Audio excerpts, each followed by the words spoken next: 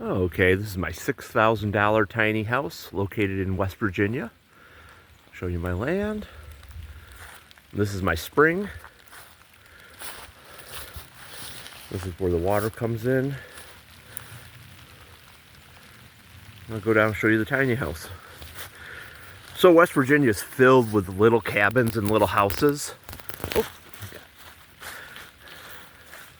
And I bought this for $6,000. I had to redo a lot of stuff. I put the metal roof on. I put the upstairs on. It was virtually a very low pitch roof. And just kind of made it my own. Put the front deck on. That's my outhouse there.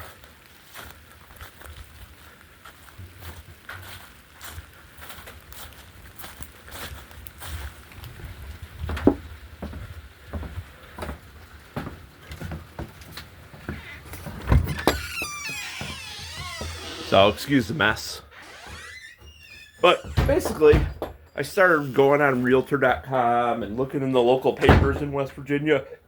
Then I located this tiny house, and it's a log cabin. Back in the day, this is how they would build them.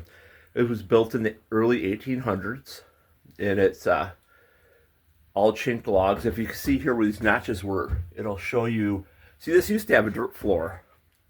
I put this floor in here. This is 12-inch northern. Put my shoe here so you can see the size. 12-inch northern pine flooring, 2 inches thick. I put that in, and it's raised up. Originally, this had a dirt floor, and this is where the upstairs was in these notches. Now, I didn't do this chinking. It was redone in the 70s. The only reason I know that is because outside here, they put a date, and they put little deer prints and who redid it. 1979, and put all their names on there. Little handprints of a little kid. I just think that's cool. But, yeah. My little doorbell.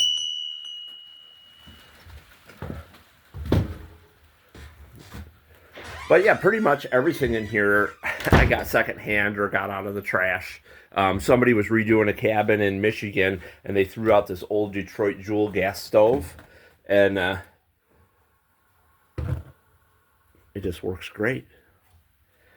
And I burn that off of propane. Now, I call this my off-grid cabin. I do have electricity. I don't have natural gas. And the only reason I call it my off-grid cabin is literally the only thing I use electricity for is my lights. So I could run those off of anything. So more or less, because it's an outhouse and there's no inside plumbing, so I heat with wood. I did put in electric baseboard heater 1, and it's under there, and the thermostat is up here. And the reason why I put that in, I would never put it in, but the reason I put it in, the insurance requires you can't have a wood stove as your primary heat. To insure in West Virginia, you have to have another heat source. So that's the only reason. I never use it, but that's the only reason I put that in. And so there is one electric heat, baseboard heat. I built the stone. This is all stone from the property. Because I built the floor, before I put this in, I dug down 3 feet into the dirt and put in stone footings, so this would never crack out. And that hearth is a giant one-piece stone. It has to weigh 1,000 pounds. I have it underneath. Just to give you some size, I'll put my hand down here, and it's like 5 inches thick, the hearth.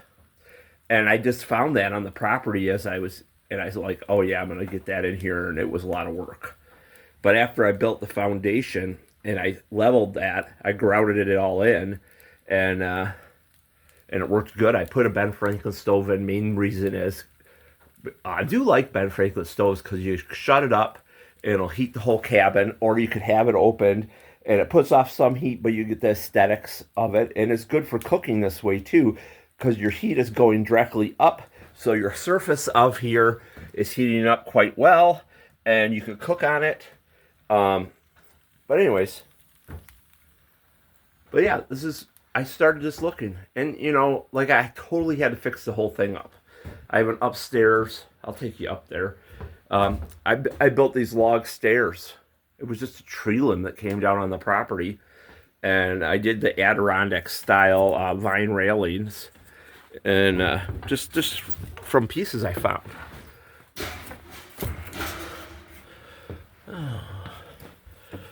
I have it all taken up right now so the mice don't get in it.